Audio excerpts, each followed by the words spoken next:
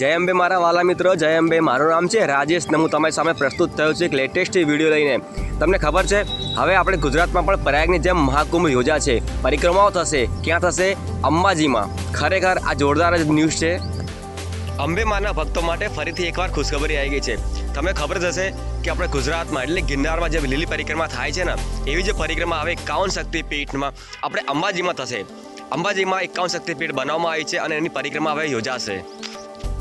વર્ષ 2004 ગુજરાતના મુખ્યમંત્રી નરેન્દ્રભાઈ મોદીએ એક એવી પરિકલ્પના કરી હતી કે જે પણ ભક્તો અંબાજી ખાતે દર્શન કરવા માટે આવે ને, તેમને 51 શક્તિપીઠની પ્રકૃતિના દર્શન થાય. એના માટે એમણે ભૂમિપૂજન પણ કર્યું હતું અને આ પ્રોજેક્ટની શરૂઆત 2004માં થઈ હતી. એના પછી વર્ષ 2014માં આ સંપૂર્ણ 51 શક્તિપીઠની આ પ્રકૃતિ બનીને તૈયાર થઈ ગઈ હતી. વર્ષ 2022થી રાજ્ય સરકાર, ગુજરાત પવિત્ર યાત્રાધામ વિકાસ બોર્ડ અને જિલ્લા વહીવટીતંત્રોએ સાથે મળીને રાજ્ય કક્ષાના પરિક્રમા મહોત્સવની ઉજવણીની શરૂઆત કરી હતી. આ વર્ષે 51 શક્તિપીઠની પરિક્રમા મહોત્સવ પ્રથમ દિવસ એટલે કે 9મી ફેબ્રુઆરીથી યાત્રાધામની શરૂઆત થશે. અંબાજીમાં જે 51 શક્તિપીઠની જે પરિક્રમા થઈ રહી છે, તમને બતાવી દઉં કે 9મી ફેબ્રુઆરીથી લઈને 11મી ફેબ્રુઆરી સુધી આ પરિક્રમા યોજાશે.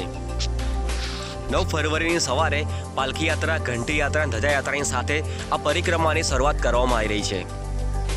વિવિધ ધાર્મિક સંસ્થાઓના આગેવાનો એટલે કે ધર્મગુરુઓના આશીર્વાદ, શક્તિપીઠના સંકુલોમાં શક્તિ યજ્ઞ, ભજન મંડળી દ્વારા ભજન, સત્સંગ, આનંદના ગરબા, વિવિધ મંડળીઓ દ્વારા પરિક્રમામાં યોજાશે. સાંસ્કૃતિક કાર્યક્રમો થશે અને ફોરેસ્ટ, પોલીસ, આરોગ્ય વિભાગ વગેરે આ કાર્યક્રમમાં ભાગ લે. મારા વાલા મિત્રો, હવે આપણી ગુજરાતની ધરતી પર આપણે આંગણામાં જ આપણે 51 શક્તિપીઠની પ્રકૃતિના દર્શન થઈ રહ્યા છે. તો આપણે કેમ પાછળ રહીએ? ચાલો ને મિત્રો, આપણે પરિવાર સમેત ત્યાં પરિક્રમામાં જઈએ, અમને હાજરી આપીએ, જોઈએ કે ત્યાં શું થઈ રહ્યું છે. ત્યાં માતાજીનું દર્શન કરીએ. આપણને આનંદ થાય. અમને ત્યાં થઈ રહ્યા જે સાંસ્કૃતિક પ્રોગ્રામો થાય છે ને, એમને આપણે ભાગ લઈએ.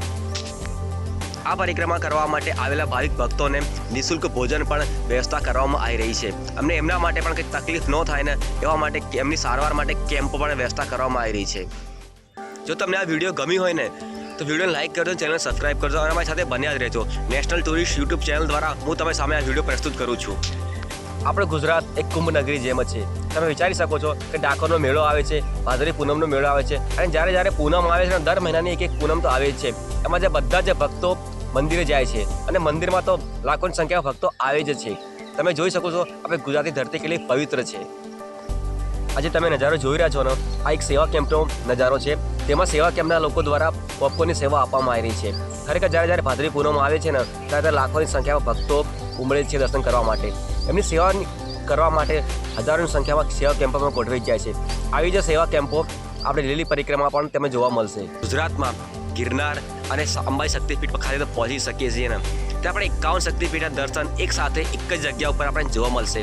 અને એની સાથે સાથે આપણે સંસ્થાઓ દ્વારા આપણી સેવા પણ થાય જ છે. ત્યાં કઈ